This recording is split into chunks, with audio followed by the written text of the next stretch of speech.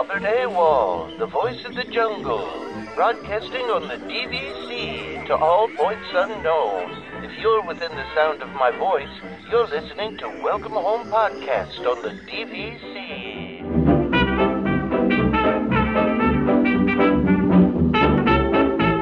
Hello and welcome home. Thank you for joining us on episode 180 of Welcome Home, a Disney Parks and Vacation Club podcast. I'm Tom. I'm here with Trevor and Damon. What's up, guys? I feel like 200 is going to be here so quick. Yeah. Well, yeah. Soon enough, right? I'm trying to do the math on that and figure out what date that would be. So it's 20 weeks from now. 20 weeks, yeah. So it's 20 weeks from now. Probably October. Yeah. Again, with the Something Halloween. like that. Yeah. I have to do a 200th episode extravaganza like we did last time. Didn't we do that for what, 150? What was that one that we did for Halloween? I thought that was 100, but I didn't. That wasn't. It can't be. It's all blurring together now. I don't remember if that was this last year or. Yeah, what was that one we did for Halloween last year? I don't even remember at this point. I feel like it was 150, but I could be wrong. Anyway. Yeah. Anyway, yeah. We're just talking about the 4th of July and actually trying to do a short show for once. But what were you gonna say, Damon? I'm gonna do the math on it. You're gonna do the math, right. Figure out when it's supposed counting. to be. All right, counting. I want to see. It's not going to be October. So yeah, I think it's like November, maybe, right? No, I think actually that's pushing into November 14th. November 14th. Okay, It looks like. All right. That's we'll do. Yeah, literally. Well, we could do that and then take off Thanksgiving. There you go. That works. Well, I mean, Trevor's Thanksgiving is earlier, so mine's a month ahead. But the interesting thing is that November 14th, that's actually the day after I get back from my trip. Oh, so I don't know. That's tough. You're going to be gone for the 200th? Yikes! No, well. Yeah, we'll have to finagle something because that I'll be back. Right. Yeah, I mean, I'll be back on the Saturday. We normally record on the Sunday.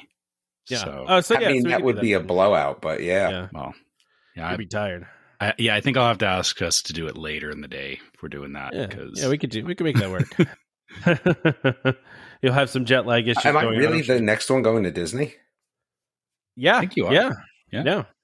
Oh my! Although I was working on some Disney stuff today, though. Like I was trying to figure out my plan for October, but I mean, I've been there already. I don't even know. I just need to ride 4 rides. This whole Guardians of the Galaxy nonsense, though, is just still ridiculous. Like, why is that? Like, I've not seen one because it's possible you can't get on. Yeah, it's possible, and that's just the stupidest thing in the world, that you go to an amusement park but can't ride a ride even if you wanted to wait. Well, I mean, you can. Go ahead. Sorry. No, I mean, but what? Like, you can't, right? Like, if I really want to ride, like, it's possible I can't. You could pay. No, there's only so many of those. Well, yeah, there is only so many of those. Yeah, so it's possible I can't ride. And again, I don't really care because it's Guardians of the Galaxy, and so what? But I find that just to be bad. I mean, so you'd rather wait the entire day in line, or I'd rather have the option to wait the entire day in line. Yeah. Right? I have no option. So if it is the only thing I want to do, it's possible I don't do it. And I just don't see that as right. Again, I'm not going to wait that long, especially for a ride that I'm not necessarily all about, but I can't. That just seems crazy to me. I don't know. I hate to say it, but I think if it was a ride you really wanted to do, you would make the choices to do the ride. Like that. If you actively made a decision to show up late and to not use Lightning Lane, that all comes down to your choices. I don't think it's that, you would show up if you showed up at the park first thing in the morning. Yep. It's still possible that I can't ride it. Yeah. I mean, it would have to be through a series of calamities, of course. Choices. Yeah. No, I don't see. No. I don't think choices. So if I get into the park and I miss out on the virtual, right? Mm-hmm. Let's just say I miss out on the virtual, and then I go to Lightning Lane it, but everyone has already Lightning Laned it before me because their phones are faster. There's still not a choice that I made that was bad, but it's possible, dependent on, a million things happening all in one way, that I don't get on that ride, even though I want to, and I've tried. It's definitely possible. Yeah, I mean, I have seen recently. It seems like it hasn't been selling out right away. So you definitely had more time. But you don't know what every day brings, right? Like maybe you never know. No, maybe that's the day where all the Guardians of the Galaxy fan club shows up, right? Like I don't know what happens. I will say too that I haven't heard nearly as much about Guardians breaking down as Rise when Rise first opened up. True. So and that's definitely there's that too. That is helpful, but I see that as a downside. And then what's interesting is that my parents are going at the end of August. And just speaking to them, right? They're a little bit older. Technology's not the jam. So they're just like distraught about this whole, like, they're like, my mom even said, I don't even know if I want to go because this is so hard. Everything I have to do. Well, Genie and Genie Plus and Lightning Lane. And I just want to go there and go on rides. I don't want to make it a job. And she 100% sees it as a job and sees it as worse than it was before. In terms of having to do everything. So I told them, I said, you're not going to want to go on Guardians anyway. I would just take it a little bit slower. They haven't been to Pandora, so they have a fair amount of rides, that they haven't been on. I just told them, take it slow and just do what you do. And I wouldn't worry so much about hitting everything. Yeah. I mean, I think that's probably the best bet, right? I mean, but you see what I'm getting at. It's not just that.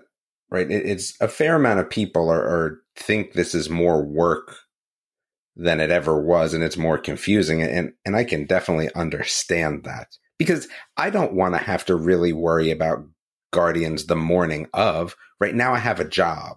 I have to do first thing in the morning while I'm on vacation. And that's a job. Right, to try to do all that. It's just, I don't know, man. I mean, you're just pressing a button, though. Like, it's not, but you're not, because I'm waking up. You're opening an app and pressing one but button. I have to wake up to do it, right? I have to make sure the kids are being fed, right? My kid's a little bit older, but I have to make sure the kids are fed.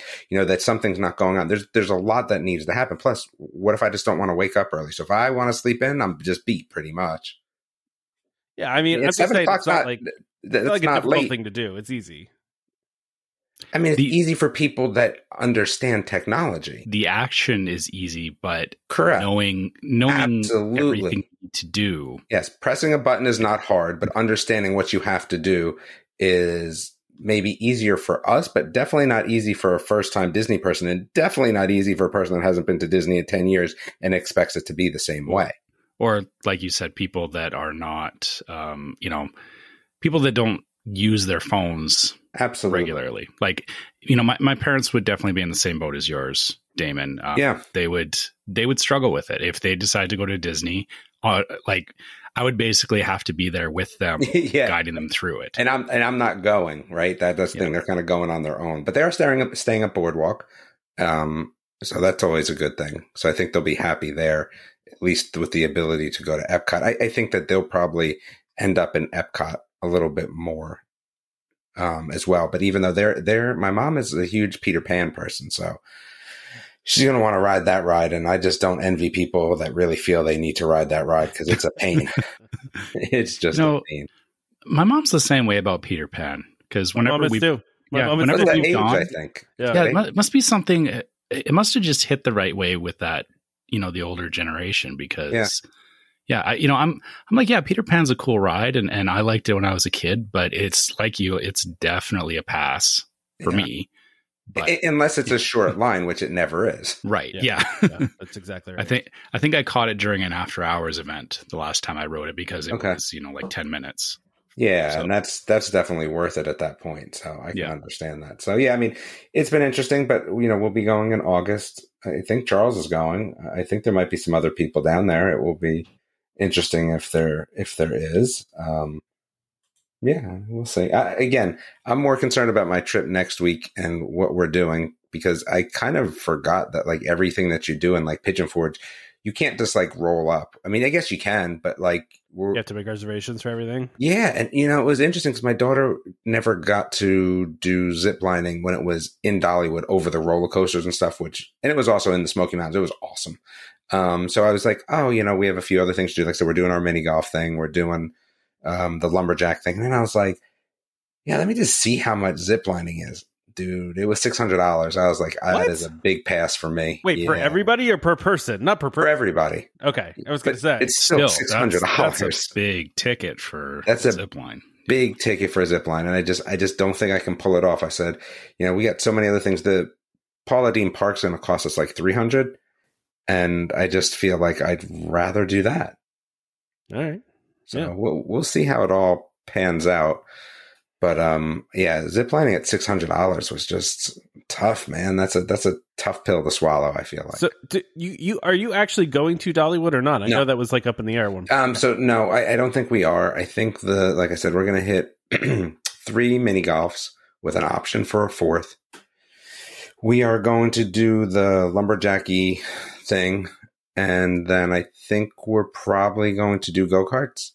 I think that's what we'll end up doing. We're really there 2 full days, driving the other 2. So with 2 full days, I feel like that's it. Oh, and the not panic room. What are they?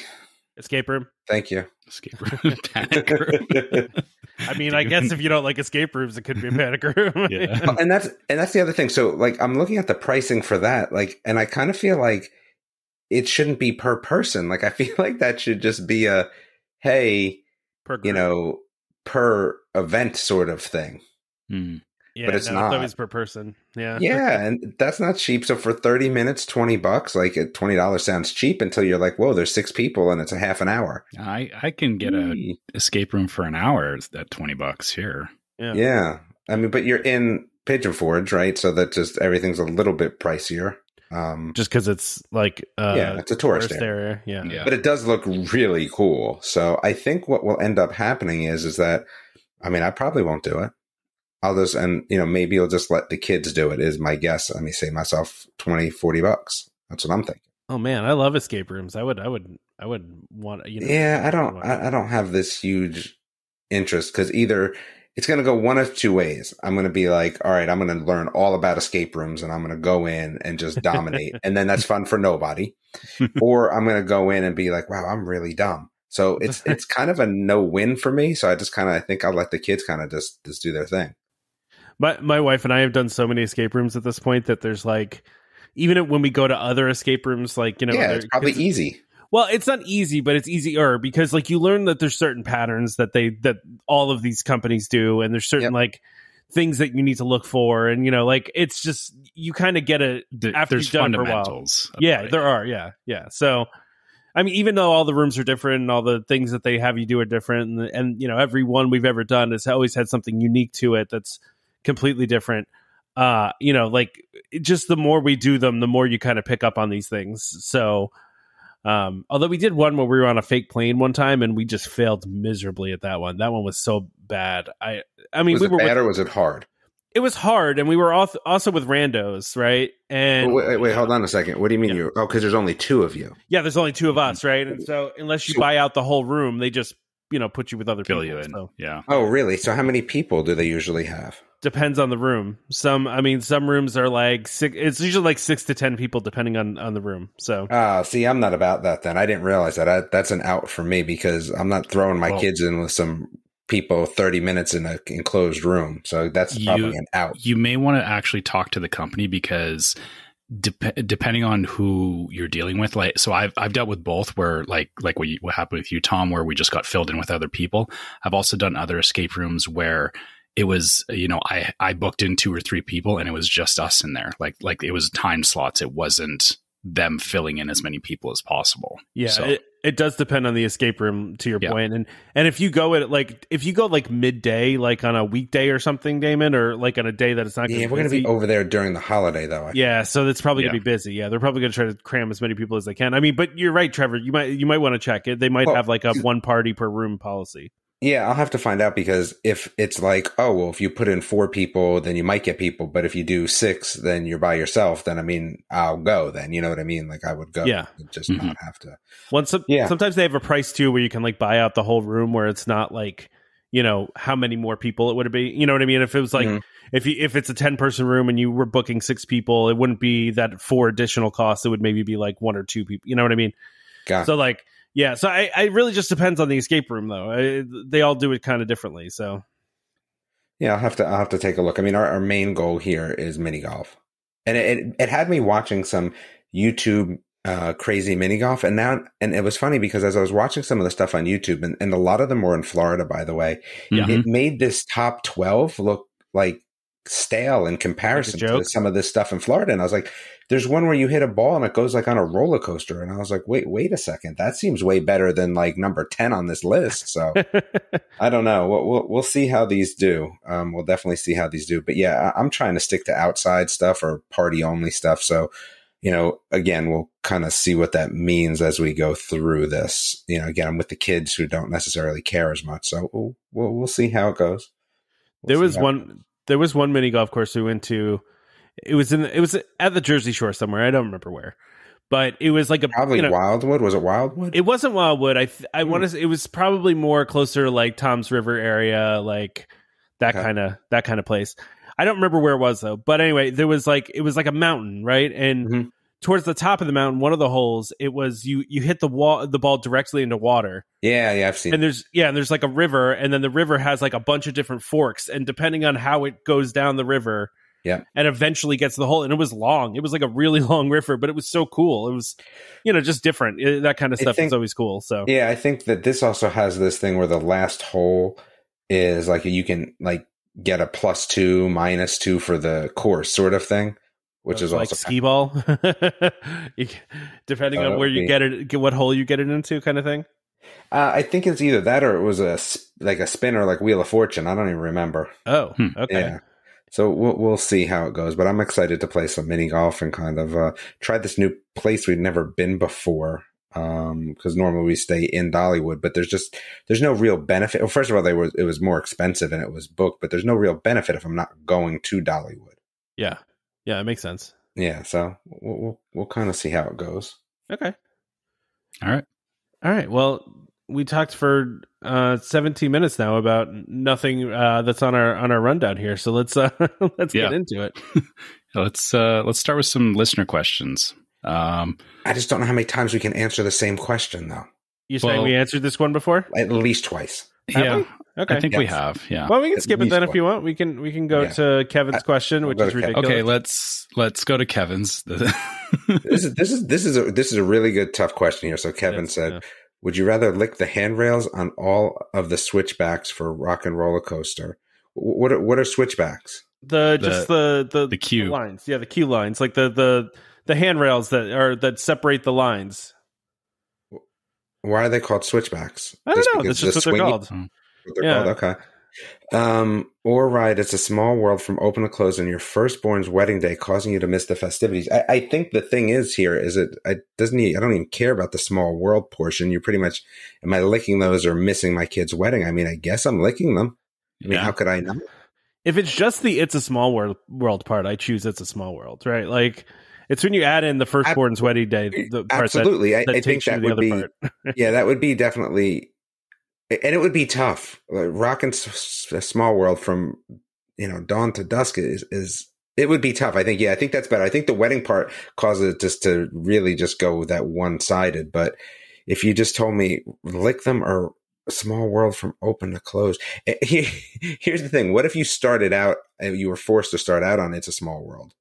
You had to ride it, but you had the option to leave and lick them all. No. I think that's the better way to do this. Now, I guess here's an interesting caveat. They didn't say what time of day you had to lick all the handrails on Rock and Roller Coaster because I feel earlier in the day there's less of a gamble there. Like, if you get it right after they, I mean, you're getting sick. It's just a matter of what you're getting. You're assuming that they clean them well, though, right? Well, no, I'm not assuming that they clean them well, but it's still less of a gamble. Yeah, well, germs die out over time. That's especially true. That's fair. Right. So, yeah, I think that we're underestimating the Small World dawn to dusk ride. I think we are. I definitely am because I'm like, that's no problem.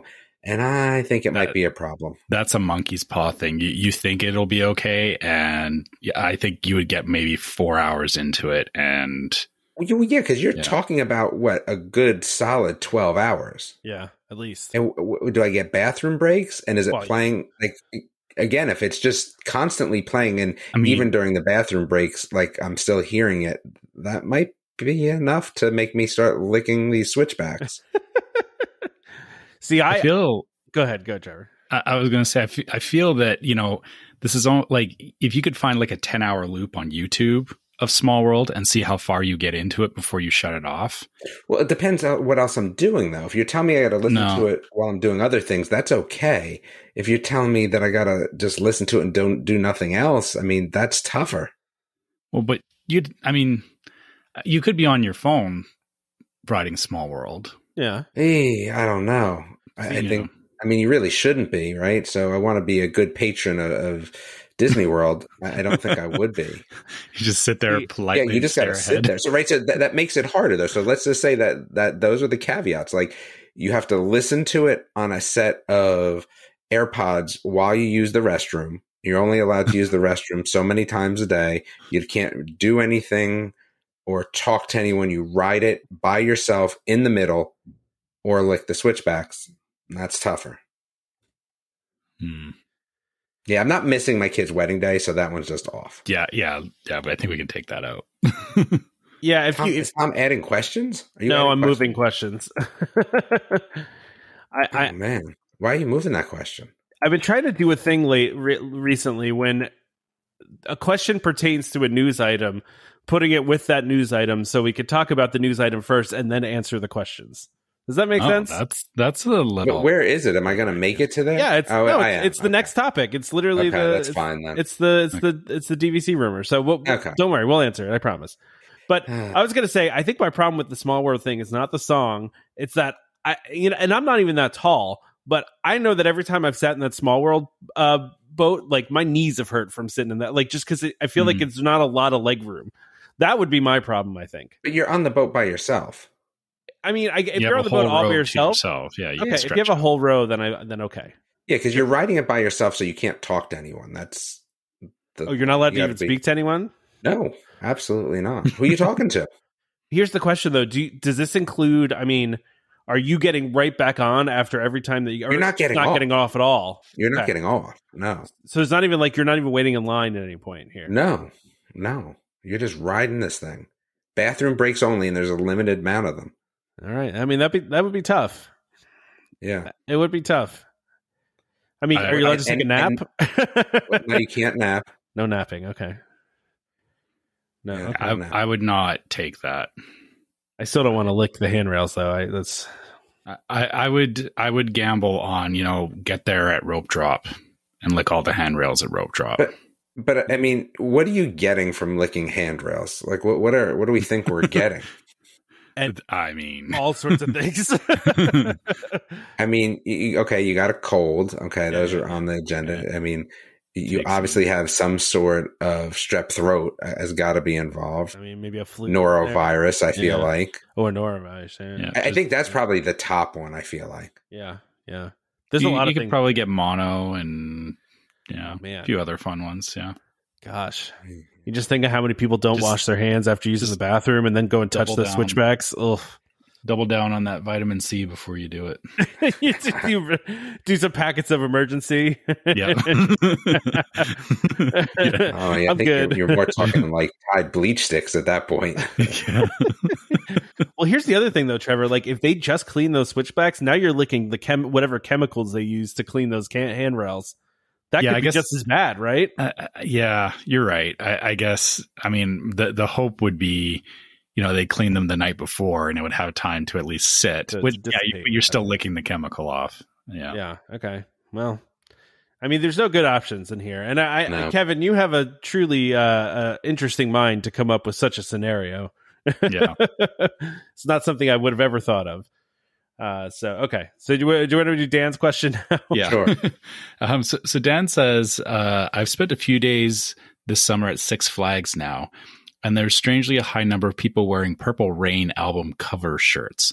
Random. Why is that? What other strange t-shirts have you seen at Disney? I think that's always a thing. Like, I don't know if that ever went away. Yeah, I guess not. I mean, I really feel like did. I haven't seen. I don't understand what this is. Like, can somebody explain this to me or no? Yikes.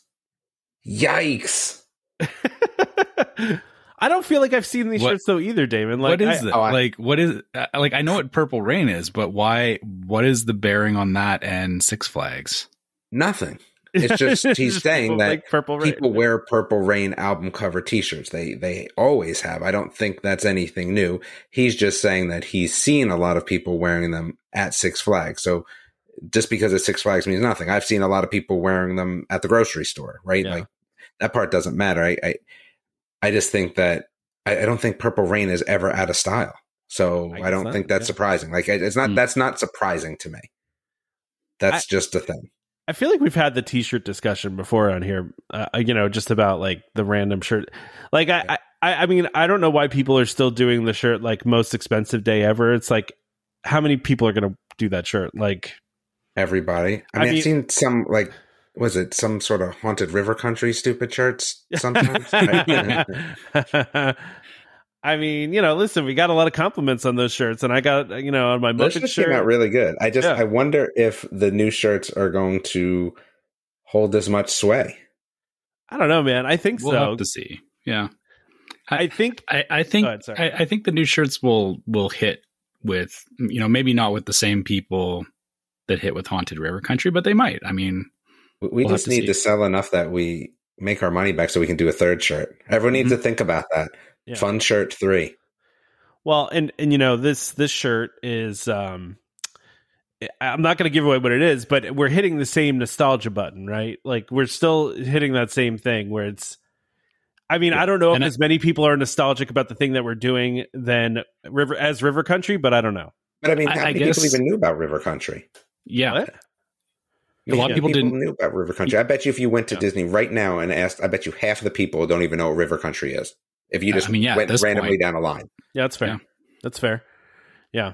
I'm trying to think of some of these other common shirts that I always see at Disney that I'm just like, enough of this already. But he's not asking for common ones. He's saying strange ones. I've never seen. I mean, I'm trying to think of some strange ones that I've seen, but like I guess it's there's always like one-ofs that you see, but it's never like there's another person wearing that shirt and another, and like you don't usually see that unless you happen to have stumbled upon a tour group that got separated and you run into half of them in one area and then the other half somewhere else, right?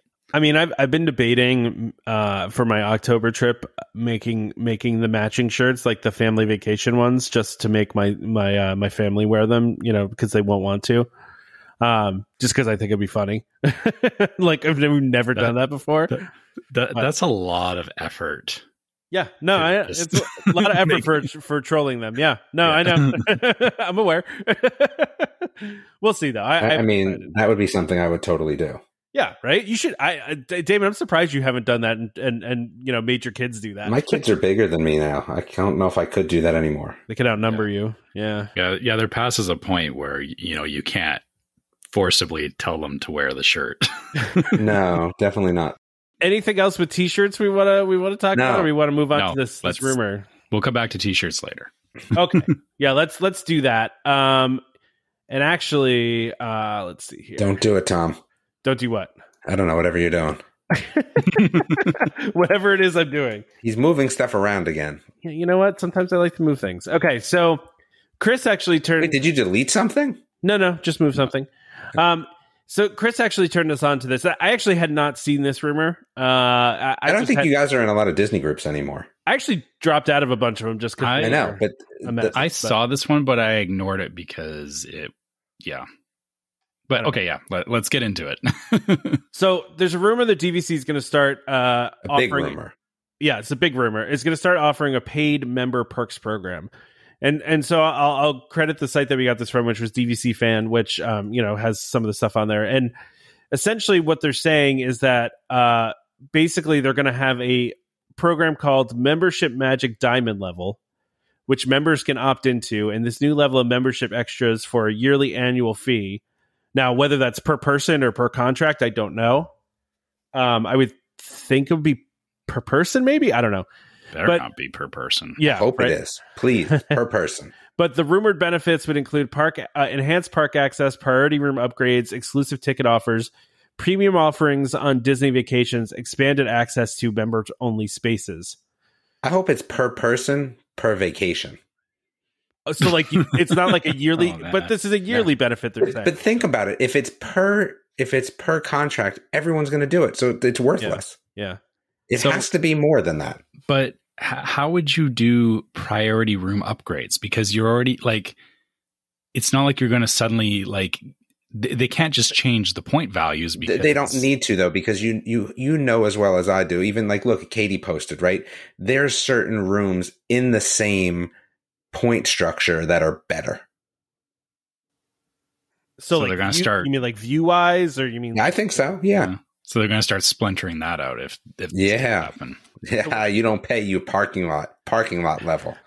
So I mean, but like $100 per year is just nothing. It's not that it's much. minuscule. It has to. But the thing is, a contract doesn't even have people on it, really. I mean, it has the people that are on the contract, but yeah. But that's you can't base it off of that, because you could be one person with 8,000 points. Well, one contract, 8,000 points. 20 people on it. There's no way that this is the cost structure. It's not going to work like that. Yeah, it's just not fair, right? Because you can't base it on anything. It can't be contract, because contracts could widely vary in points. It can't be person, because that means nothing to a contract. I just don't see that as how it's going to work. I find this interesting though, because just reading, like, I feel like the benefits are kind of vague, right? Like we're talking about, like, what do these mean? What does enhanced park access mean? Does that mean that you will, they'll have special days that you'll get to stay later? There's no way they're doing that. They would lose millions of dollars to give DVC people special access to the park. That's not happening, man. Right? Yeah, it's just not. And then exclusive ticket offers, that makes sense, right? But yeah, I'll even say that I'll give you priority room upgrades. That's fine too. But the enhanced park access, unless it's something along the lines of a check-in line to the parks. Yeah. That would be something that's enhanced park access, right? That there might be a specific entrance for these people. But again, at $100 per year, you're not even paying the people that are checking you in, if that's the case. That's just not going to happen. I mean, if it was 100,000, okay, but like what is that number? Yeah. Well, and also, what does expanded access to members only spaces mean? Like, well, hopefully that means spaces that no one else can go. Yeah, but I mean, like, how can you give more access to the DVC lounge in Epcot? Like, you either have access or you don't, right? Like, well, no. You could say from 8 to 9, and from it's only open to Diamond members. Yeah, okay. Of course. When I initially read this, my initial thought was that they were doing this as a way for resale people to buy into the Blue Card benefits. That's what I thought that they were doing here. But it doesn't seem to be what they're doing. It seems to be another level. But the question is... They're not doing this, especially not like this. There's just no way. I mean, I wouldn't put it past them to do something like... Sure.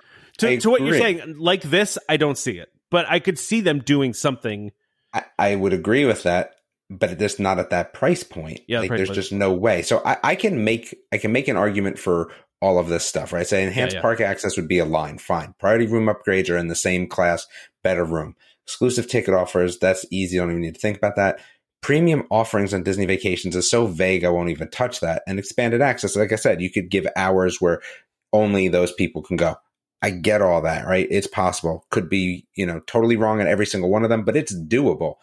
But not at that cost. Not at that cost, no matter how you take $100. Doesn't matter if it's $100 per person. Doesn't matter if it's $100 per contract. The only way that it would work at $100 is $100 per person per trip. That's the only thing I could see at $100 working. Sure. Yeah, I just, some of these are so vague. Like you said, premium offerings on Disney Vacations. What in the world does that mean? Which that also brings up the point too. Like I get DVC, and there is, you can get like cruises and discounts on certain things, but you already have DVC, so you're going to pay for the ability to get offered more things. I think that would be something that's a throw in. I feel like you wouldn't be getting it for that. That's just kind of a throw in. I don't know. Making it a bullet point on the list seems like a bit of a reach. So, well, let me ask you this: how do you feel about if they were to do this as a way for resale to buy into Blue Card membership? No, because I don't even think people that have resale should have any Blue Card member benefits, even grandfathered in. I think that should all go away. It should be like, hey, you don't have this many, absolutely no way that you have a blue card at all. I'm not in on that. I think it'll make things worse because then you'll have a bunch of people that, and again, nothing wrong with buying resale, but then you buy resale and then you pay this premium fee. And then you've got a bunch of people that are even worse than. I would hose Disney. There's no way they would do that. Yeah. You'd have people walking around going, well, I paid my premium fee, drop what you're doing and deal with me right now. Right. Like it promotes another level of that. Even if you made them exactly equal to blue card, then the whole point is why would anyone ever buy direct if I could buy resale, get the blue card benefits and still be cheaper? Yeah. It makes no sense. Exactly. I just don't see that. Yeah. I also want to point out too in this article, they also speculated on some of the things they would like to see in a membership structure like this. And they said discounted tickets, right? But that's already kind of in there. Quick service food discounts, more member lounges in later times, private fireworks viewing areas, free lightning lanes. Additional. I want all my fast passes and dining reservations and everything. That's $100 per day then. Yeah. Per person. These are nice is a nice wish list, but I mean, for $100, you're not going to get all this. No. Unless it's per person per day, and then all of a sudden that all makes sense. Yeah, but they're calling this a yearly benefit, right? So you'd shell that out one time a year, and you get all this, right? No, it's just not possible. It's almost like the Tables in Wonderland thing, except it's got a bunch of other stuff that comes along with it. It's not just the discounts. And then even at that, even at $100 a day, what they would be offering would not make a lot of sense. It just it just doesn't feel like this would be something or this structure that people are talking about. Pay for your wish list of things that you want to do. No, if Disney wants you to pay for something, they're going to make you pay for something. Yeah. If it's an event or if it's, something exclusive, I think the way Disney's going to do is they're not going to offer you a membership and say, well, we'll offer you things throughout the year. It's going to be, nah, you want to do this thing, pay now for one time. Pay now, do this thing, and then next time we'll try pay again. Yeah, absolutely. Well, the other things they listed here were additional member events, advanced registration opportunities for Moonlight Magic, which, No, not for $100. No, what about prioritized waitlists? I like that idea. Prioritized waitlist requests? No. I'd probably pay a little bit for that. No, I'm not saying... They're just saying this is what they think that they should add, right? Right. I don't think that's prioritized waitlist is not fair, right? Waitlist is first in, first out, man. That is what it is. Yeah, it's not even that. It's that the back end infrastructure to manage that would just Disney's not ready to do that. Oh no, that would be a nightmare. That would be a total nightmare. No, total nightmare. Yeah, listen, I think this is an interesting rumor, and kind of to what Damon said, I don't think it's happening. But with Chris's question, right? So Chris is asking, based on the earlier post in the source room about paid perks, what is your take on things listed? We talked about that, the price, we talked about that. And what would you like to see as a realistic perk or perks you're willing to pay for? I don't even think it's about anything like that. The question really that I'm asking after this discussion is, would you want there to be a paid tier? And I think I'd be okay with it. I'd be fine with it. I'd have to get it though. Yeah. There would be I'd have to get it even if I use none of the perks, just to say I was a diamond level member, and I'd have some sort of car sticker made if there wasn't one already. But could you imagine if there was magnets for diamond level DVC? You literally have to bolt them onto the car. See, I'm just thinking of a, they're not doing the DVC blue cards anymore, but if you go diamond level, they do send you a card and it's diamond, it's diamond designed, and you whip that card out, diamond level. That magnet though, I don't even think if you super glued it to your car, I think people would still try to take it from you. No, I agree with you. I think at this point they'd almost have to offer to have somebody come and tattoo it on your arm. I'm just wondering what you could do for a car. That you just it would have to be on the inside, etched on the glass. Yeah, you could tape it to the inside of the window. People still might break your window for it. I feel like. This would be a hot commodity, right? It would really would be. I think the only thing you could have that would be kind of worthwhile would be a shirt, but then people would knock them off. That's the thing. Yeah, people would knock them off. What if it had your number on it? Oh, like it's specific, like Yeah. they're making it like limited, and so you have a specific number that you registered at? Yeah. It had like the last 4 digits of your actual, diamond level membership number. Like that would be awesome. Wow. You're really thinking deep into this. I like it. I guess the question is though too, like at $100, what do you think that they would include? Right? 0, nothing, because that's never going to happen. I would get a nice lunch magnet. You'd get a magnet, maybe. Yeah, I think the $100 would cover the magnet. That would be about it. Yeah, but like, does it really cost them anything to give us like? So the enhanced park access, yes, right? Of course it does, because you have to have people running the park. No. Yeah. I don't even mean like, I'm saying maybe they, okay. What do they do? It's something that they're already doing that they just kind of loop you into as a DVC member. You know what I mean? So name something though that has 0 cost associated with it. Yeah. You can't, because it doesn't exist. Well, second you get anything with a cast member involved, there's a cost. You're paying their salary. No, I know. I'm just saying, like, maybe it's something that where the park is already open for some other event and they're giving you access to that. But then the people that it's already open for are mad, so they can't do that. Well, sure. Or they have to have additional cast members because they're upping the number. There's too many people. But they don't matter because they're not Diamond members. That's right. Right, Damon? Yeah, it's not going to work though. You still have to have additional cast members. I'm just imagining Damon from the scene of Wayne's World where they're like they have the backstage passes and they're just walking around like showing the passes to everybody. Yeah. Oh, 100%. There's no way that I wouldn't get this if it existed. Oh, I know, right? There's just no way, and I might never use it, and it wouldn't even matter. You just so you can say your diamond level. It's one of those things again that I'm never about getting the same thing as everyone else, no matter what it is. Shirt, sneakers, even like when my kids had like cleats for sports, me and one of my really good friends, we'd always be like, oh, I'm not going to get those because everyone's going to have those. Like, let's get something different, right? Like, that's just my thing. Like, I'm not trying to be same. So anything that is a differentiator, I'm all about. Yeah, I get it. So. See, for me, it entirely comes down to cost effectiveness. Like, same reasons that I bought annual passes in the past is that they save me money over time. It's like I would look at this entirely and go, for what they're offering, would these things be valuable enough to me to justify the cost? And, if they did, great, then I would buy into it. But if I looked at it and was like, I don't need to go to the cake making thing at, a $10 discount or whatever, then I don't care. I don't care if I'm not a diamond member. Diamond level cake making. Okay, I could see that.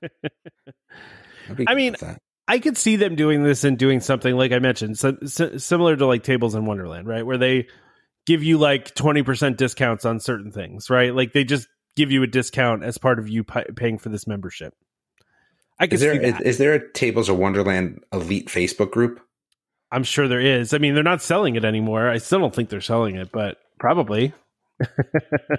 Yeah. Fan created, not like... of course. Yeah. I was just thinking to myself how much money I'm going to need when we go to Epcot for food on days that the festival is going on. Well, that's why you got to use the app, man. You do the wish list, and then it tells you how much, if you ate all of it, how much you'd spend. Yeah, I just don't know what I'll be eating, though. In terms of that, I was trying to figure out money wise what I needed, and I can't even fathom a realistic number. I feel like, yeah, that's fair. I just don't know. It is one of those things though where you're like walking around and just kind of like, ooh, that looks good, and then you got like it's very spontaneous, right? Like, yeah, it's dangerous, honestly. It is very dangerous. Yeah. So wait, what's going on now? What's on the app now? What is it? Flower and Gardens now? Yeah. It's still Flower and Garden, I think, on the app now. So. Okay. Yeah, so if I looked at this, like that's tough, man. It's going to be a lot of money, I feel like. You're probably going to spend a bit, yeah. Well, maybe you like get yourself like do like Disney gift cards, and then you can limit yourself to whatever you have on the gift cards. That's not how I roll. Can't do it, man. Are you doing cash? Are you like rocking cash around the? Normally I would, but like cash is not a thing now. So I guess I'm just gonna go debit card crazy, or I'll just charge back to the room because what does it matter? Yeah, I always do magic. That's what I did. Yeah, yeah. I'll just charge back to the room, and then I get back. And it'll be like $350 a day. I feel like. Yeah. And then you get back to the room and go, whoa. Oh, I feel like that's what it's going to be. If we do lunch and dinner there, I feel like for 5 of us might be like a couple $100. Yeah. I feel. Oh yeah, easy. Oh yeah, for sure. I would think so. Yeah, because dude, 10 things is going to cost you probably $100. Well, and most of the stuff average. is not that big, man. Like it's, Yeah, so 10 things, there's 5 of us. We both ate 2 things. Like that's not even lunch. Most of the things are like $5 though. They're like $5-6, I feel like. Yeah. So it's, yeah. I don't know, man. If it's got real meat in it, I'm looking on the app now. You're at 8 to 10 for like some of the other stuff. things. Yeah. Anything that has meat is expensive. That's true. That's fair. Yeah. So yeah, well, I don't know. Taco Vampiro is $8. Yeah, and you know that I'm looking at the picture of that thing. It's Trevor not got big. it. Trevor got it. It is worth the $8. It sounds good, but man, it is good. I don't mess with beef, so that's unfortunate. But yeah, it's a good taco. Yeah, I'm sure. But first of all, is this boba really $12? Yeesh. Does it have alcohol in it? No, yeah, Amaretto, yeah. There you go. That's why. Still, though, man. Yeah, the alcoholic drinks are always over $10, man. Like if you can find an alcoholic drink under $10, it's anything with boba in it is not cheap either. Well, there's it starts at around $7. Yeah. I just like I said. I mean, I'm looking at these rice balls. They're $14, right? So, yeah, things are going to get pricey.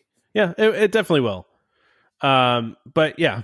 Okay, do you want to move on to Top of the World? Let's talk let's get back. Top of the World should be only open to Blue Card members forever and ever and ever. Well, that's what we're going to talk about right now. But you guys shouldn't even be allowed there. Wait, do you guys have real contracts? Or you just have real contracts? Yeah. Yes. Wait, how many real contracts do you have? I have one real contract. Oh, okay. Then you guys are okay. My first purchase was direct, yeah. The majority of my points are direct.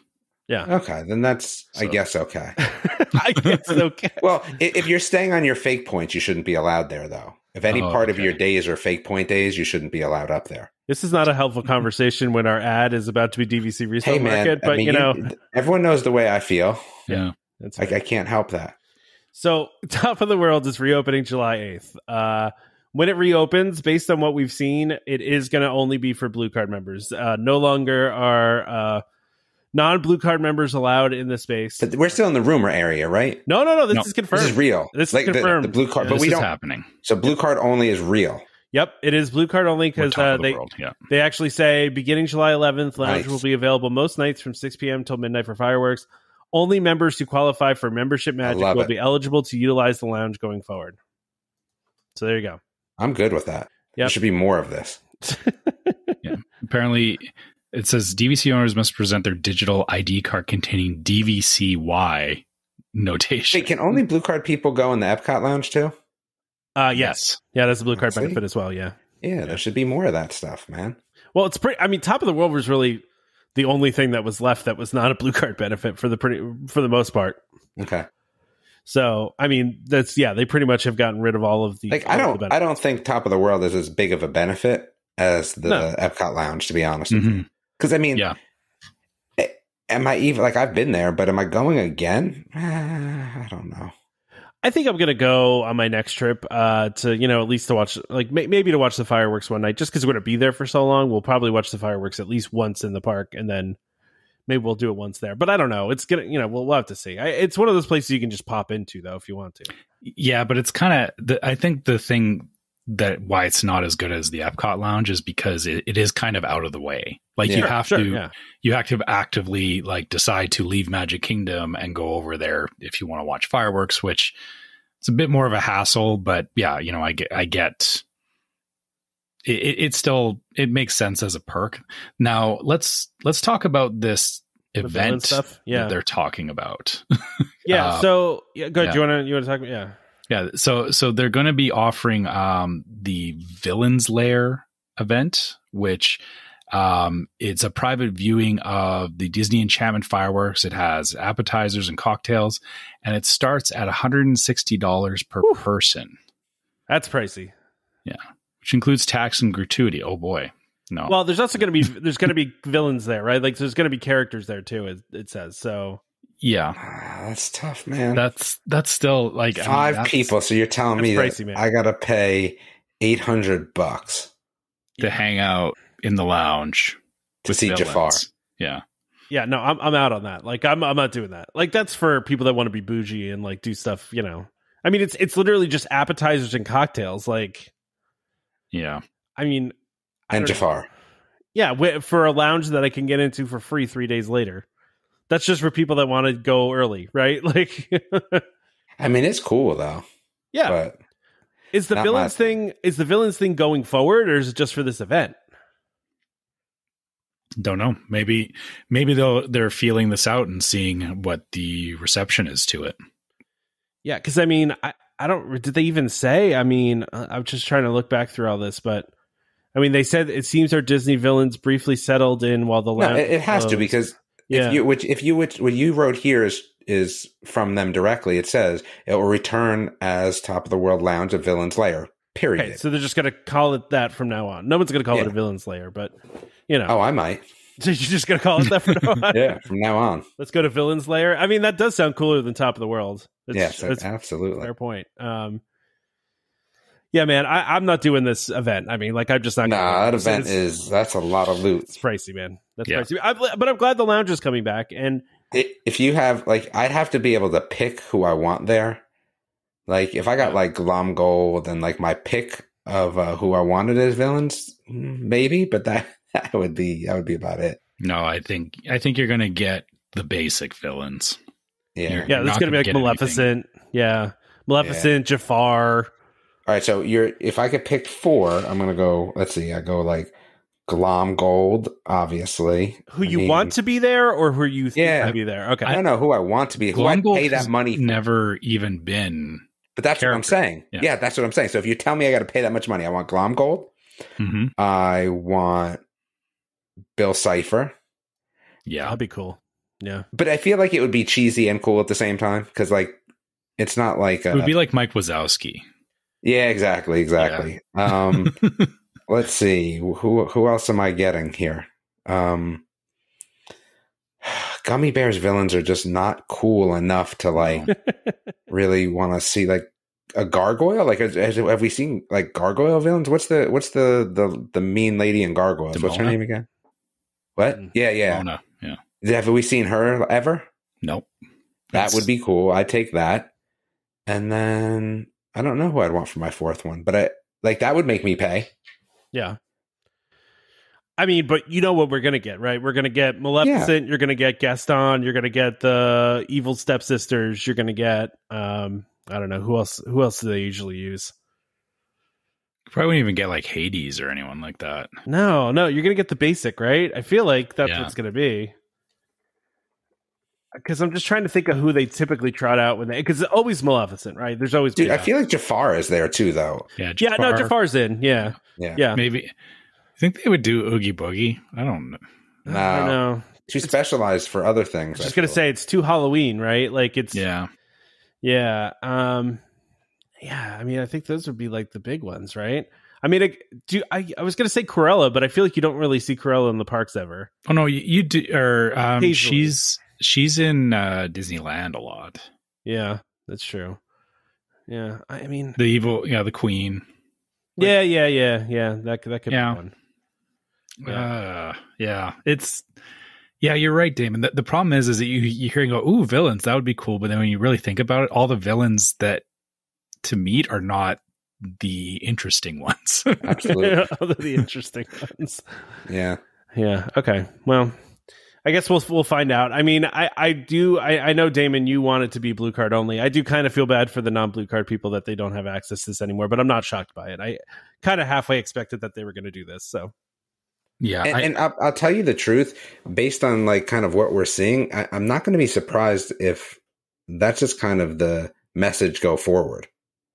For at least the next little while, yeah. I can see them being very clear about, blue cards get the benefits. If you don't have a blue card, too bad. Like, yeah, that's pretty much what it is, right? Yeah. And I was reading an interesting article about just, right, like costs overall. Like, again, like there's definitely resale for certain people and direct for other people. And it's just, you really got to have your numbers really in front of you to determine which works for you.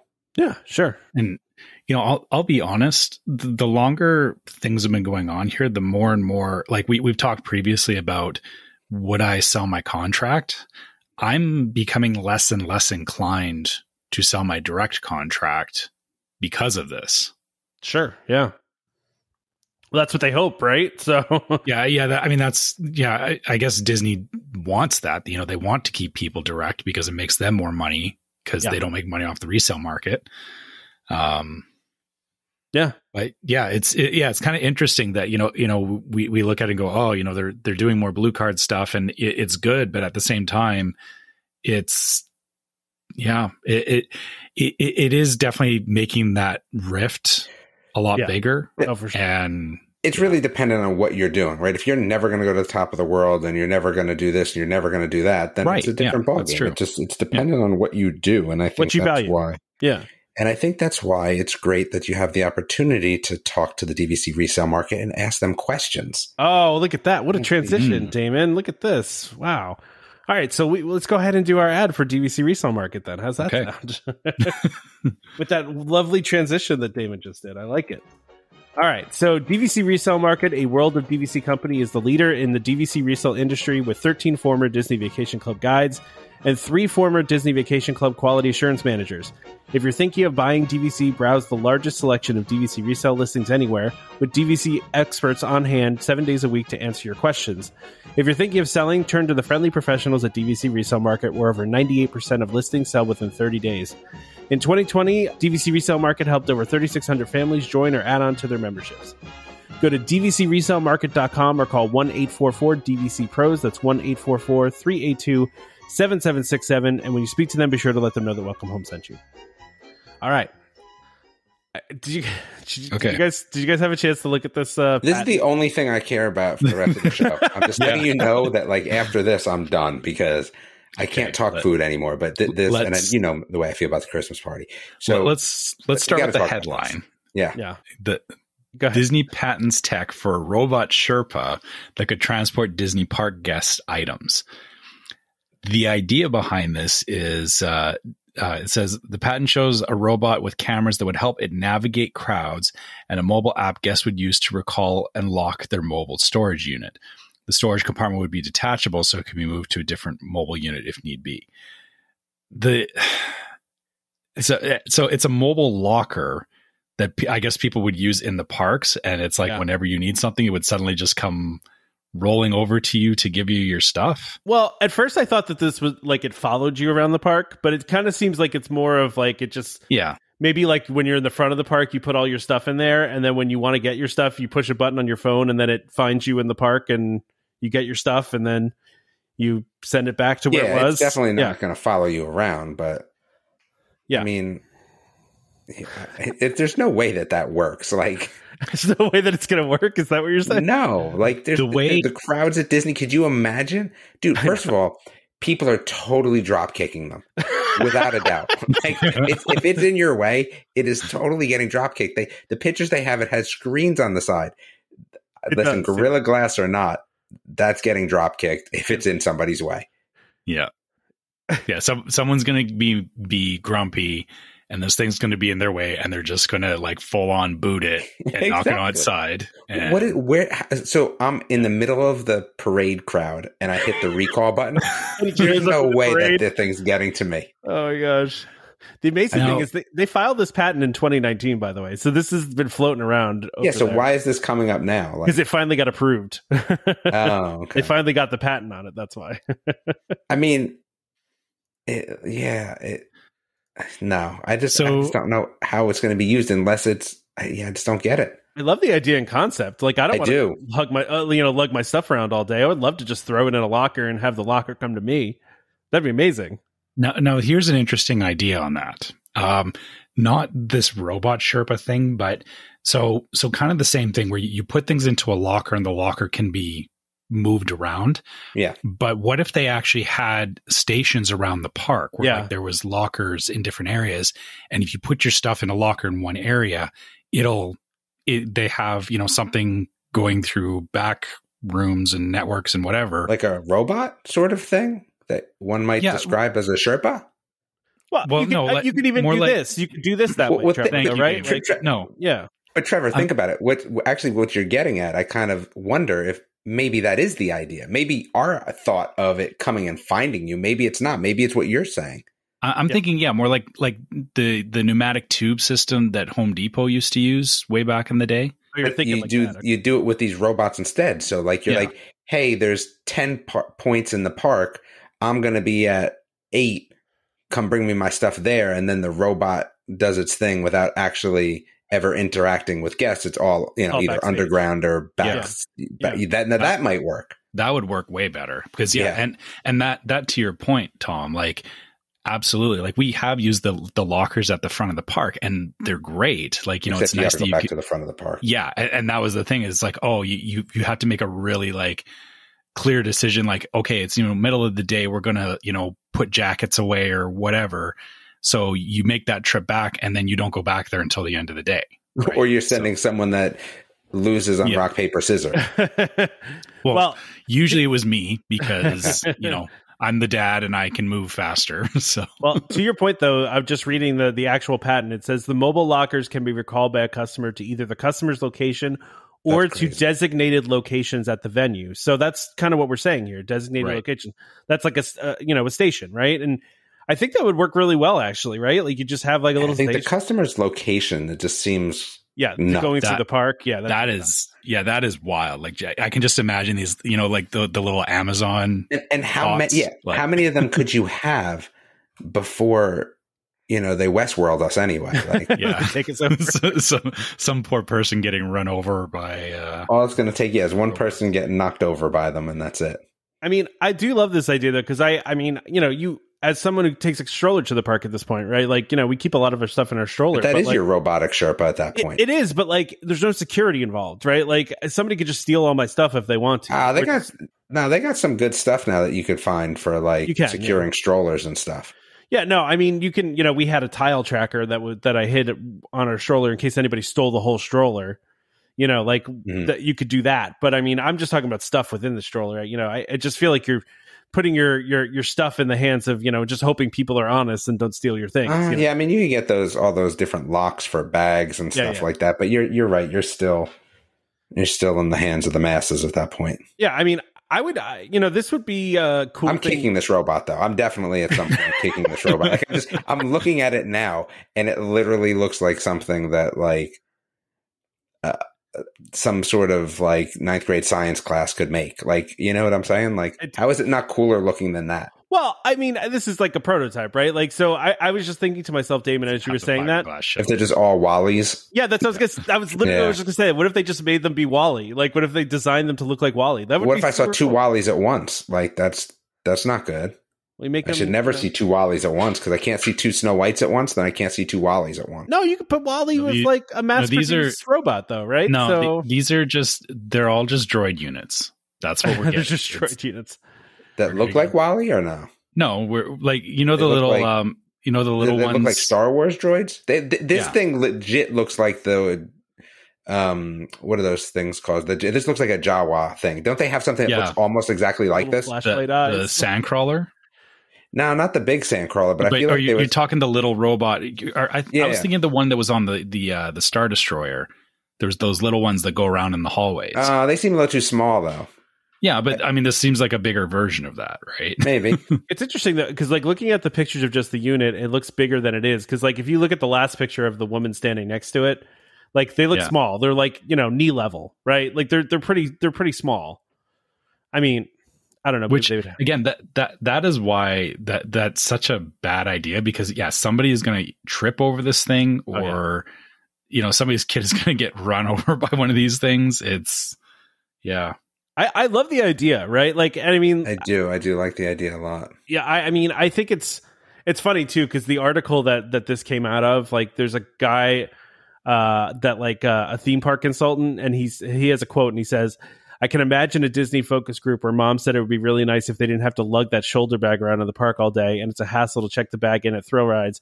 And it'd be great to have a secure place to put the shoulder bag that would follow them around the park with enough room inside for things bought at gift shops and an umbrella. That would be worth paying extra money for, and now technology can do that.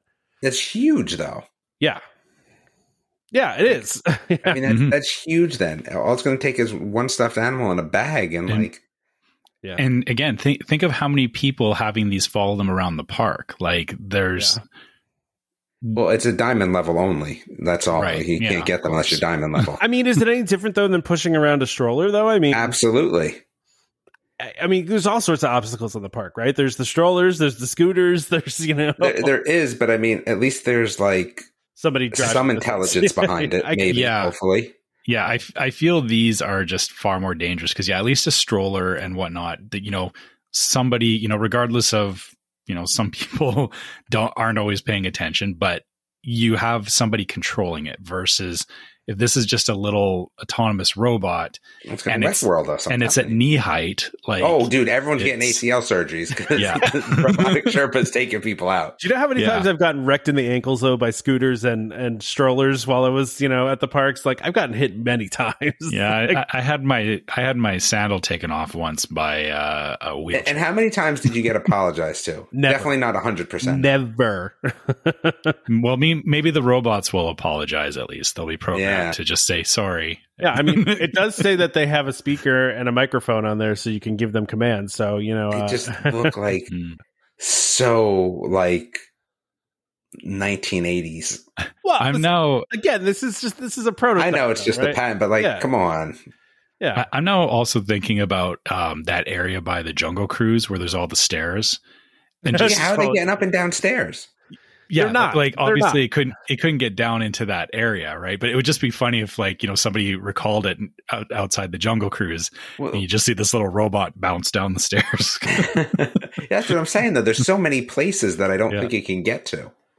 This also says the mobile locker can include a speaker and a microphone for interacting with users. A speaker can be used for sounding alerts to warn pedestrians when the mobile locker transits from one location to another.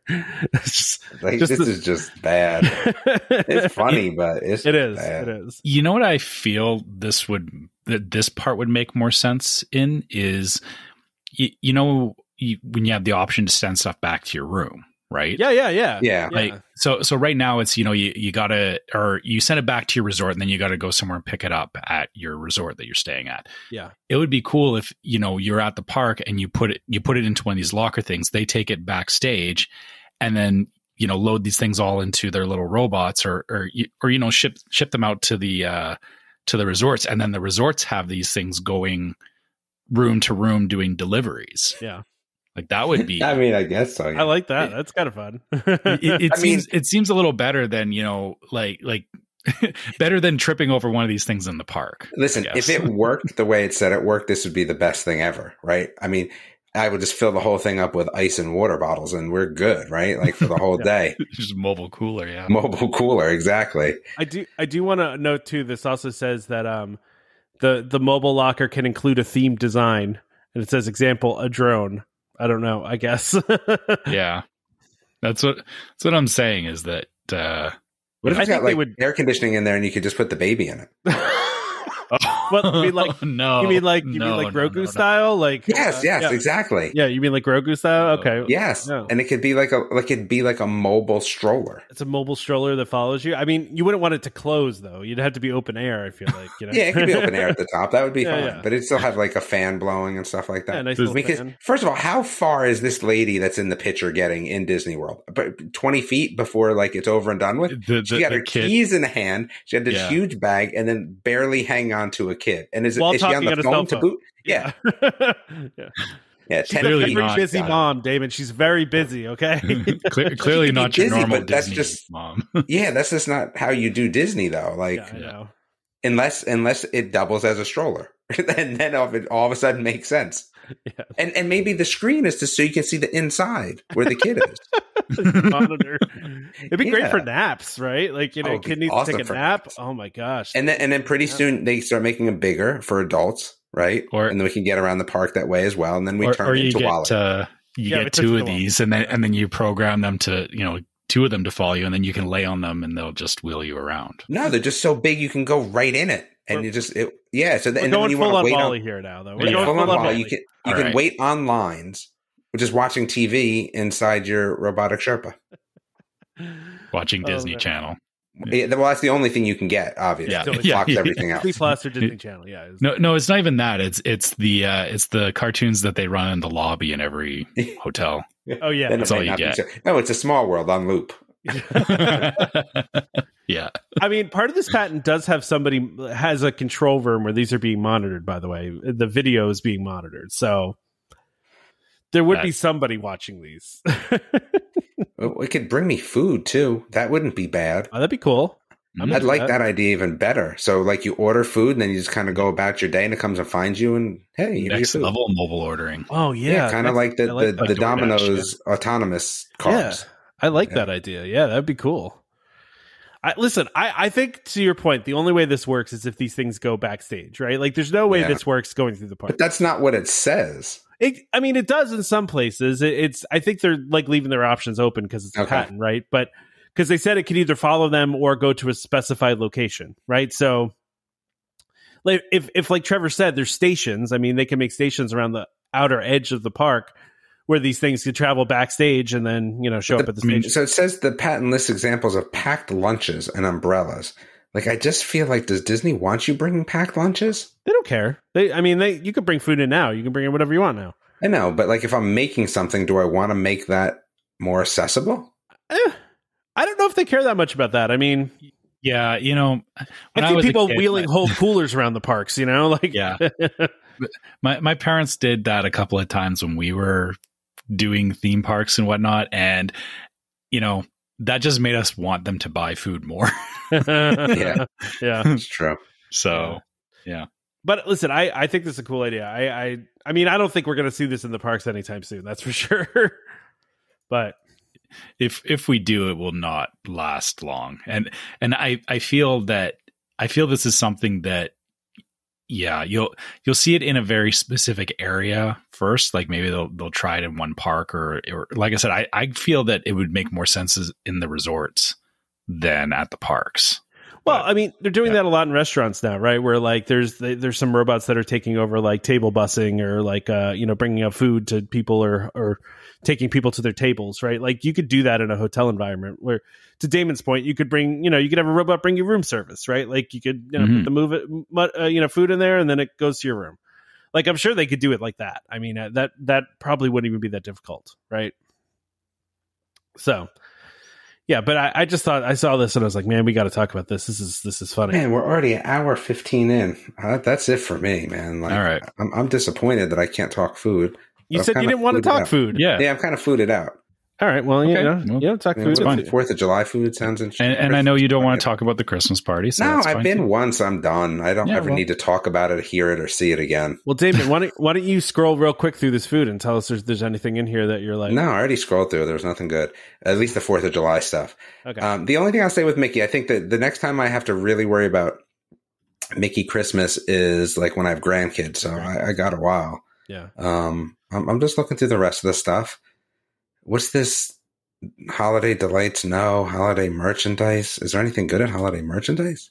There's some interesting stuff. I mean, nothing that I would probably buy, but the candy backpack is a lot. Rough, man. It's a lot. That's a great description. Yeah. And then that's it. And then you guys wrap up. So like what, another hour and a half for you guys? Yeah, totally. No. We won't go that much longer. All right. So 4th of July food. Let's talk 4th of July food. Okay. Let's see what we got here. Well, we could go through these fairly quickly. And for once, we're talking about food before it's going to be there and not after it's already gone. So that's good news. Mm-hmm. Not like the Father's Day stuff where we talked about it after it was like the day it was done. Yeah. Yeah. So all these things are available July 1st through 4th. So okay, let's so the very first thing that hit me was this red velvet cookie ice cream sandwich at Plaza. Same. Red velvet cookies, vanilla ice cream, and sprinkles. Pretty simple, but it's easy. But I would go for that. Yeah, yeah, I agree. What about an apple pie cupcake? That is very appealing to me, with apple pie filling topped with salted caramel, buttercream, and cinnamon streusel. That sounds awesome. That's at Backlot Express and Rosie's All American in Hollywood Studios. Okay, now let me ask this. So that's this first picture here with the gold cupcake liner thing. What's with these cupcake liners? That I know that you can't get the cupcake out of. Yeah, I don't. Yeah, it doesn't look like it's very easy to eat out of. No. So, although you could look at it the opposite way, right? Like maybe it makes it easier because you could almost make it like a bowl, right? Like you just start cutting it up and like try to eat it with a fork. But you never get a fork with a cupcake. Well, you could find like one. when you buy a cupcake, they just hand you the cupcake. So yeah, that's true. This to me feels like you're like, if you're not taking the liner off, you're like you're like shotgunning it in your mouth by pushing on the bottom of the liner. That's fair. Because there's no way to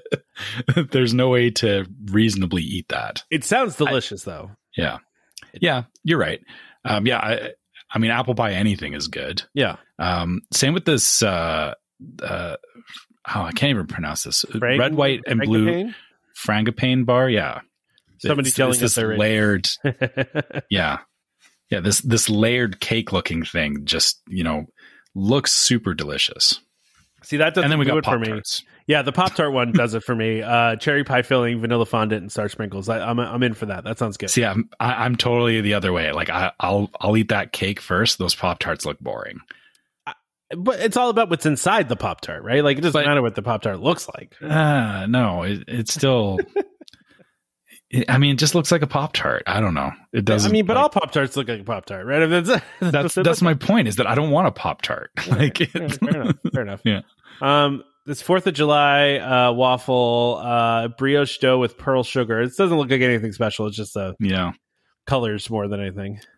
Yeah, it looks like they at least made an effort. That looks like a chocolate Mickey ears on the top. Yeah. Which is okay, but it's still just here's a waffle with candy around the outside. Yeah. Then there's these red, white, and blue cake pops, which when I saw the picture, I thought that they were actual ice pops, but I guess they're cake pops that look like ice pops, which I'll eat those. Yeah. Those are good. Apple pie eclair filled. Apple pie eclair filled with white chocolate, cinnamon, apple mousse, garnished with whipped caramel, white ganache, and cinnamon apples and crispy pearls. Wow. Yeah. Emirates is doing that. I need to. That's yeah. That's busy, but awesome. like it's a lot, but that looks really good. Why did we not? I know why we didn't stop at Amaret's. We were busy. We had ice cream. Okay. Yeah, we had ice cream. Yeah, instead. We talked about it, but we just didn't. Yeah, I kind of wish we did, but I guess that'll be on my list when we go in November. Yeah, exactly. This looks really good. And then we have cheeseburger poutine, French fries, ground beef, cheese sauce, bacon, lettuce, tomato, pickles, ketchup, and mustard. That's a lot. There's no picture of this, but it seems like it would be a mess. At what point is that? Like, that to me sounds like they just took a burger and mashed it up with the fries. Yep. That's pretty much what they did. Yeah. Pretty much. Like, yeah, that's not poutine. I mean, I'm not into that because I don't eat red meat usually. So, I mean, that one's not for me, but I don't, I'm just visually imagining that looking just like a bowl of hamburger helper with some fries. Mess. Yep. Like, hot mess. Total hot mess. I'm surprised they didn't put a picture on there, but I guess I shouldn't be because it probably looks terrible. Yeah. They probably looked at one. Yeah, exactly. Maybe not. Let's head further down. So again, looking at the Star Spangled Cupcake, I've gone down to, this is an Art of Animation, actually. I'm not really seeing too much here that I want. I'm surprised at some of the stuff that they're putting up at the All-Stars and like the Art of Animation Resort. Not like normally, or the reason I say that is because normally the value resorts, they don't. It feels like in the past they haven't put the effort in. Like it's always been like, here's just your take a standard cupcake stuff. Yeah. Right. So I'm surprised that they're taking the time to do stuff at those resorts. Yeah. I mean, they've done, I mean, I feel like they usually have some sort of special thing there. Right. So, but it's, I know what you're saying. Yeah. I'm looking at Boardwalk down here, the Boardwalk Bakery, with the red velvet, there's a freedom cheesecake, red velvet brownie base, vanilla cheesecake, sweet cream, crispy pearls, and white chocolate ganache. I just love the name. Yeah, that is a good name. Yeah. Well, we also have the Independence Day cupcake, which is a cinnamon cupcake, apple pie filling. But yeah, so like, I mean, that sounds good to me. I'm more going down to Caribbean Beach over here, this firecracker brownie. I like how you ignored the Caribbean sticky ribs. Yeah, I don't care about them. Yeah, it's just. Those look. You think they look good? Orange chili sticky spare ribs with crispy tostones and a side of creamy mango slaw. That sounds perfect. Yeah, I mean, it doesn't sound bad. I mean, I'm not. Yeah, I would actually ride the Skyliner over to Caribbean Beach to go get that. Yeah. See, I would do it for this firecracker brownie, which is graham cracker crust and chocolate chip fudgy brownie topped with a brown butter caramel mousse, popping candy, and chocolate decor. Give me that. Okay. I want all of that. By the way, this is also going to be at the Spyglass Grill and the Centertown Market. So, okay, yeah, that makes sense. Yeah. So, yeah. Let's see what else we got here. I'm not really seeing much else that I want here. Contemporary kind of lost this time, I think. Yeah, a s'mores marshmallow pop over at Grand Floridian. All right. Yeah. I mean, fine. What is this little tower? Plate? Yeah. Are you looking at like the little tower thing? Is that?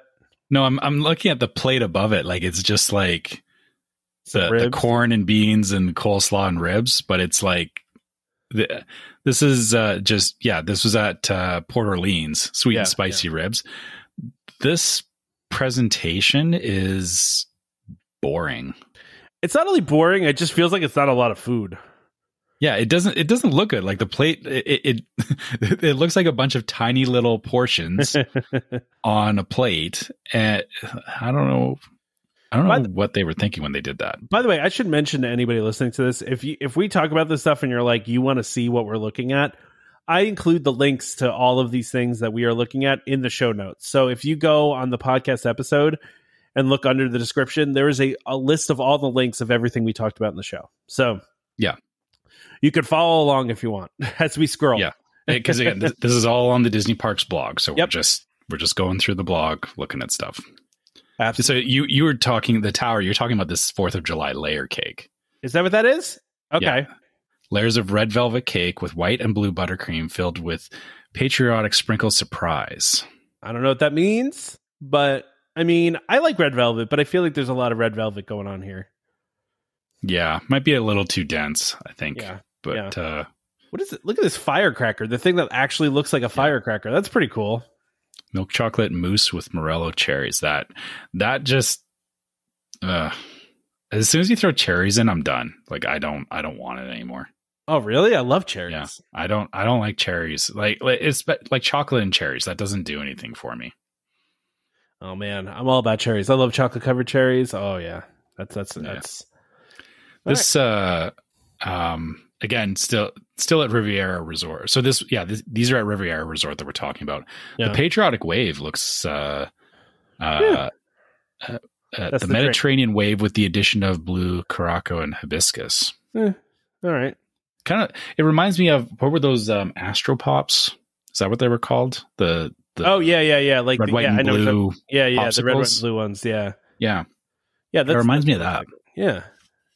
This lemon mousse cake looks pretty good too. We got some Disneyland stuff in here too. All right. Again, Star Spangled Stuff, blue shortbread cookie, red velvet, raspberry, and star sprinkles. With the gray stuff. Yeah, it's funny they don't mention that part, huh? But they say stuff, so you assume it's the gray, or I guess I assume it's the gray stuff. I guess it is. Everybody would. But, but it's weird that they didn't list it as an ingredient, right? Like, and I guess we should specify that's at the Red Rose Tavern, which makes sense because that's like Beauty and the Beast kind of stuff. Yeah. California Adventure. Oh, I'm just going down to this foul play at the Pim Test Kitchen. A barbecue turkey leg with red particle sides, which is marbled potato salad and pickled vegetables. That looks really good, actually. I like that. I would eat that. That looks good. That you would eat a turkey leg. Yeah. Why not? Yeah. Why wouldn't I eat a turkey leg? But a barbecue one, that looks delicious. Okay, but the turkey legs just don't. I don't know. It's just don't do it for you. Yeah, I don't want that. I get it. I mean, but listen, I feel like we're the minority on that. Like, that's a classic Disney snack, right? So. Yeah, I get it. And I see people eating them all the time, and that's fair. It's just that's like the last thing that I want when I'm at Disney is a turkey leg. That's fine. Yeah, no, that's fair. That's fair. Yeah. That's fair. Let's see what else we got down here. Oh, firecracker hot link, a hot link dipped in batter, rolled in panko crumbs, and drizzled with spicy sriracha mayo and hot cheese, aka hot Cheetos, puff dust. Mm-hmm. Yeah. Not for me. Not for me. Yeah. You see, I would probably try this because the spicy is interesting to me. I don't know if I like the Cheeto dust though. Yeah. Yeah, that's a lot. Yeah. Then you have a firecracker churro, which is drizzled with marshmallow fluff and spicy, and not spicy, sprinkled. That'd be weird. Spicy, sprinkled with red and blue candy pieces. Actually, yeah, spicy in a churro, I don't think would be that bad. No. Yeah. No. The only other thing I'm seeing on here is the cookie shot that I'm interested in. The little shot glass made out of a cookie, where you could drink milk out of it. Which one was that? All the way in the bottom. Oh, very bottom. Okay. Disney's Grand California. Yep. I'm skipping ahead. I don't see cookie anything. shot with alcohol. Okay. Bailey's, Grand Marnier, Captain Morgan, Irish whiskey, or well, you could also just do it with milk. It's a choice. Okay, sorry. Yeah. I was like, they're putting all these things in. No, that's your choice. Okay, Yeah. All right. No, I was just thinking of doing it with regular milk. I mean, but either way, I mean, whatever. So lots of good stuff for 4th of July. Like, I guess if you're there over 4th of July weekend, there's a few of these that I would actually go out of my way to find them. Yeah, absolutely. I totally agree with that. Yeah. Yeah. So the next thing I had on this list, because it's halfway to Christmas, Disney decided to release a whole bunch of stuff about the holidays, right? Of course. So some of the things that we're seeing now, and that's why we're talking about, we've got some holiday food stuff, and we're going to go through this real quick because we don't want to make this a super long episode. But a couple of the things that they mentioned in here that I thought were interesting is that, first of all, the holiday party's coming back, right? Mickey's Very Merry Christmas party's coming back. But the thing that really got me was the attractions that are getting the overlays. So Jingle Cruise is back. They're doing Space Mountain. They're doing Tomorrowland Speedway. They're doing Monsters Inc., Laugh Floor, and Mad Tea Party will all get holiday makeovers. But also, the very newly opened Guardians of the Galaxy ride is also getting a holiday makeover. That's weird. It is weird, but the more I thought about it, it was like, oh, this is easy, right? Like they just changed the playlist to be holiday songs that can fit with the ride. And then it's a screen-based ride. So if there's anything they want to put in there, they could just pretty easily switch it in, Yeah, right. But I guess I'm thinking of it more from, or no, I guess there is still holiday stuff at Epcot. It's just usually, or previously, the ride overlays were always primarily in Magic Kingdom. Yeah, no, I agree. I thought that was interesting they were doing it too, but I do think it makes sense, right? Because it's, like I said, it's fairly easy. You just swap in the playlist, and then if there's anything they want to change visually, they should be able to do that fairly easily, you'd think. Yeah. And interesting that they're already thinking ahead on seasonal stuff, because it always seems like when they do these, or, we always end up saying like, it would be, this was cool, but, it would be nice if they did a holiday overlay for this ride or that ride. Yeah. And it seems like for the new rides, they never think about it. And so, it's surprising that they actually thought far enough ahead that it's like, oh, Guardians, we're going to have a holiday overlay as well. I'm just trying to think of what songs that they would use that would fit into the Guardians kind of like catalog. That's the question. Would there be like it's a question for the group right there?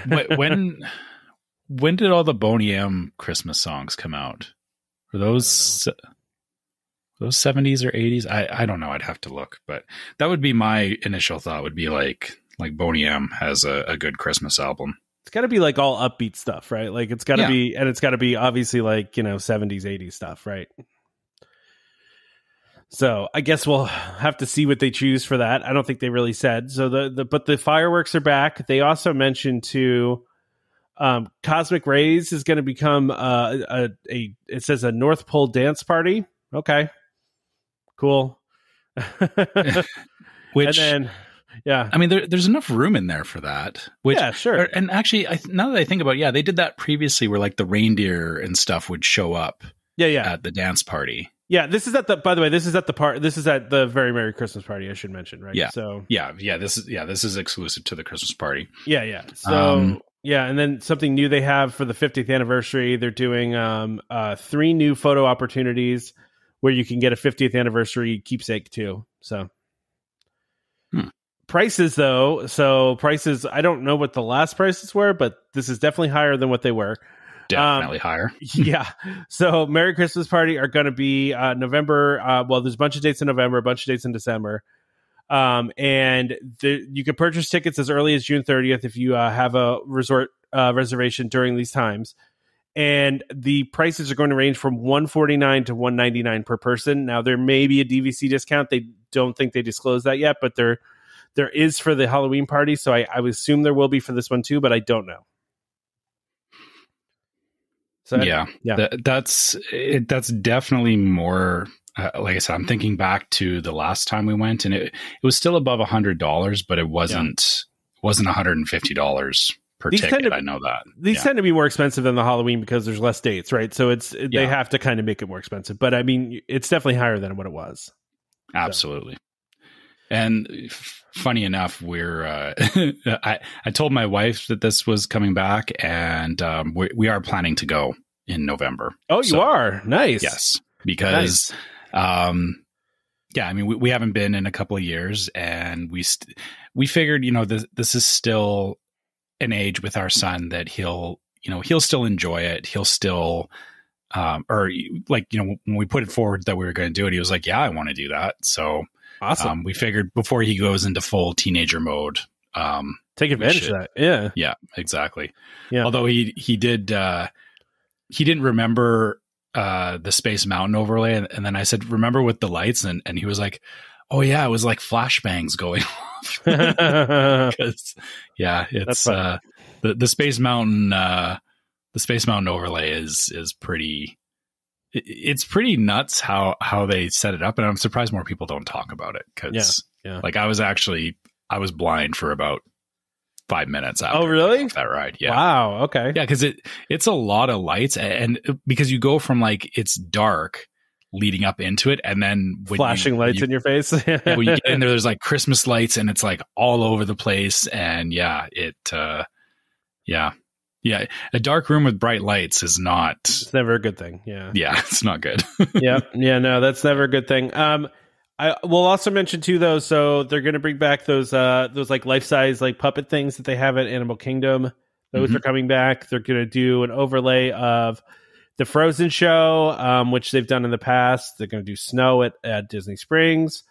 Candlelight Processional is coming back, which it was, but it's coming back full force this year. And then, like I said, there's the Guardians one. There's going to be some holiday themed magic shots. The Cookie Stroll at Epcot is back. They also mentioned too, just like some of the stuff at Disney Springs. There's going to be some special holiday stuff. So lots of good holiday stuff. It's kind of weird to talk about Christmas and holidays in June, but this is what Disney makes us do sometimes. But basically, the short of this is Disney is actually trying to do a normal holiday season again for the first time in a couple of years. Like this is getting back, as much as we've talked about it on the show with, it's going to take a while to get back to normal. This seems pretty close to back to normal this year. Absolutely. Absolutely. So that's that stuff. I don't know if there's anything else you want to talk about that. But I mean, I looked at the halfway, they're doing like Christmassy themed food for like the next week or so here, but like there's not much here. This is a couple again. Yeah. You know what? Let's just skip. Oh, wow. That popcorn bucket. Wait, where's the popcorn bucket? The gold Christmas tree popcorn bucket. Oh yeah. That's cool. Wow. My wife would love that. Oh, is that like? Oh yeah, is that huge? It's big. This came out. Was this last year or the year before? Did they have it? I can't remember. Yeah, it says it's back for the festivities. Yeah. So yeah. Well, so maybe you can get it. Maybe you can get it when you go then. Yeah, my wife would. She would definitely jump on that. But yeah, the rest of there's nothing really to talk about with the halfway holiday treats. Yeah, and really, even with the merchandise either, I'm not really seeing anything that's exciting. Except that backpack that Damon pointed out. Which it's just like, oh man, why would you do that? You know what though?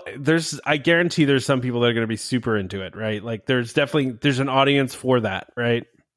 Yeah, there is. It's just not me. And these ugly Christmas sweaters that they're doing here, I don't know if they're going for ugly, if they're really trying to make, good looking ones, but they're trying to, yeah. I feel it's meant to be an ugly Christmas sweater. But I mean, they said, check out these adorable holiday themed spirit jerseys, unless they're being sarcastic. I mean, I don't know. Yeah, I don't see them as adorable, but adorable's in italics. Yeah, so. That's true too. Yeah, that's true. All right, so the last thing we have on our list, just the nighttime stuff that's coming back to Disneyland. So, we always leave our Disneyland updates for last. So, our Disneyland correspondent. So, do you want to go through some of the things that are coming back here, just high level? I don't think we even need to So they're bringing back some of the nighttime spectaculars. Believe in Holiday Magic Fireworks and World of Color Season of Light.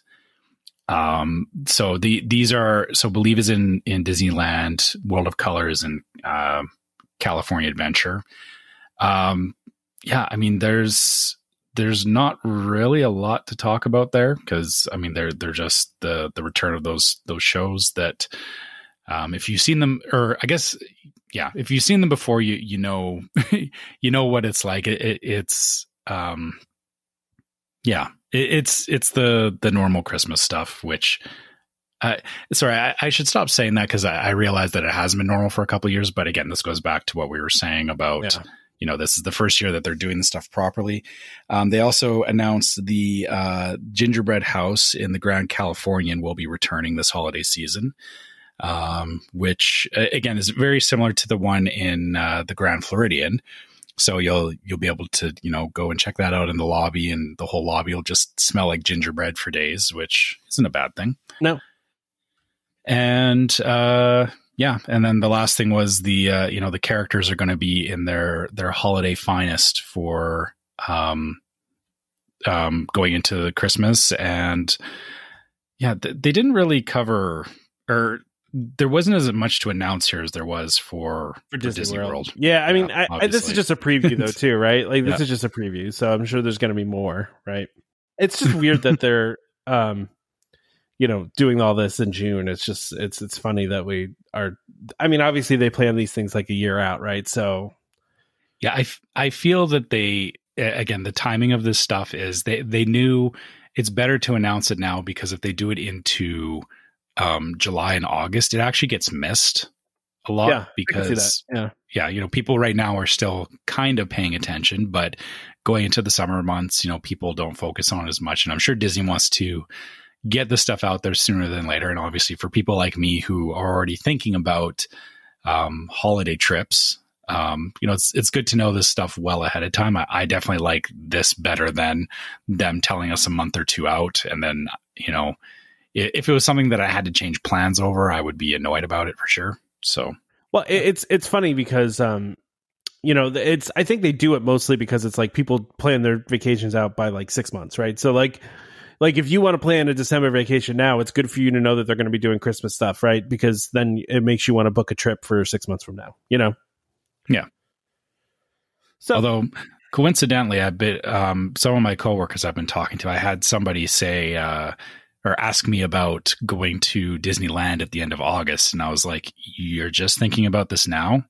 Because we're pretty much at July, and they're planning effectively 2 months out. So, oh boy. Yeah, that's right. Yeah. That it never turns out well. Whenever I give people advice and I say, think as far ahead as possible, they usually don't listen to me. And, I'm sure when they come back, they're going to tell me why they didn't have a great time, but 9 times out of 10, it's because they're planning. Seriously, it's because they didn't think far enough ahead. Yeah. And it's not that you can't walk up and enjoy Disney, but if you don't know how to do that, if you just walk up and expect things to happen, you're never going to have a good time. Well, it's not as bad as it used to be though, right? Like it used to be a lot worse because, especially with Disney World, like when you were scheduling, dining reservations 6 monts out, it was like, if you didn't get that done, then you were kind of in a lot of trouble. Right. But, nowadays it's different, but, I totally know what you mean though. I always kind of cringe when someone's like, oh, I just want to go on a lark. It's like, oh boy, you're going to be in trouble. Well, like I said, you can do that, but it requires you have to lower your expectations. Yeah, it requires lowering your expectations and having knowledge of what's there. Even if you're being spontaneous, knowing what's what makes being spontaneous a lot easier because you don't go in with unreal expectations. Like I would never plan to show up at Epcot and be like, oh, I'm going to get on Guardians because I showed up at 11 o'clock in the morning. Like, yeah. Like we know better than that. Exactly. Yeah, some people don't. All right. Why don't we go ahead and wrap up? All right. Okay. So as usual, if you guys want to get a hold of us, you can always find us at welcomehomepodcast@gmail.com. Keep sending your emails to us. We love hearing trip reports from you guys. We get good questions, and people just sharing stuff all the time is nice. And one of the reasons that we keep doing this because I think we have just a great community of people that we love interacting with. In that same vein, if you want to follow us on Facebook, go to Welcome Home Podcast or check out our Facebook group, Welcome Home Disney Waitlist.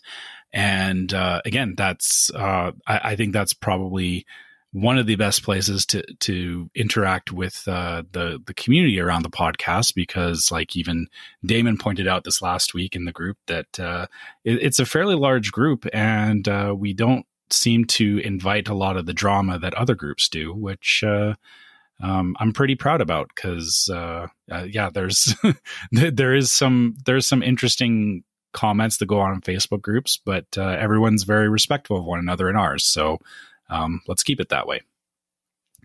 And if you want to follow us on other social media, you can find us on YouTube as Welcome Home Podcast and Instagram as Welcome Home Pics.